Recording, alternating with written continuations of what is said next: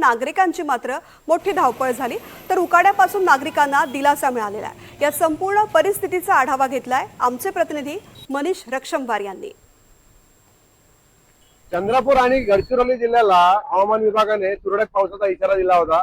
त्याच अनुषंगाने चंद्रपूर जिल्ह्यातील मूळ शहरामध्ये सुद्धा वादळी वाऱ्यासह पावसाला सुरुवात झालेली आहे। रात्री सुद्धा मुसळधार पाऊस झाला होता। बघू शकता या ठिकाणी काही वेळापूर्वी मुसळधार पाऊस झालेला आहे आणि वादळी वाऱ्यासह मुसळधार पाऊस झाल्यामुळे एकंदरीत मूळ शहर हे थांबलं होतं। म्हणजे जे नागरिक जे आहेत ते नागरिक पावसापासून रक्षण करण्याकरता एखाद्या दुकानाच्या खाली आडोशा घेतला होता, परंतु अचानक झालेल्या या पावसामुळे शेतकरी जरी एक आनंदित झालेला असेल तरी पण हा जो मान्सून पूर्व जो पाऊस आहे हा कालांतराने म्हणजे कंटिन्यू राहणार का याकडे सुद्धा एक महत्त्वाचं लक्ष देणं गरजेचं आहे। कारण की समजा पाऊस जर येऊन पुन्हा जर ऊन तापली तर मग अजून गरमी सतावेल किंवा अजून त्रास देईल, हे सुद्धा प्रश्न अनेक नागरिकांच्या मनात आहे।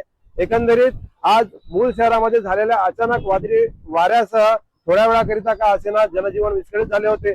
एकंदरीत आज आपण जर बघितलं तर ढग सुद्धा काळेभोर झालेले आहे आणि वादळी वारा सुद्धा सुटलेला आहे। म्हणजेच पुन्हा एकदा रात्री मुसळधार पावसाला सुरुवात होऊ शकते। काल रात्री सुद्धा मुसळधार पाऊस झाला होता। या ठिकाणी अनेक खांबांचे तार सुद्धा तुटलेले होते। म्हणजेच या ठिकाणी आज संध्याकाळी पुन्हा एकदा मुसळधार पाऊस होऊ शकतो। एनडीटी मनीष रक्षमवार, चंद्रपूर।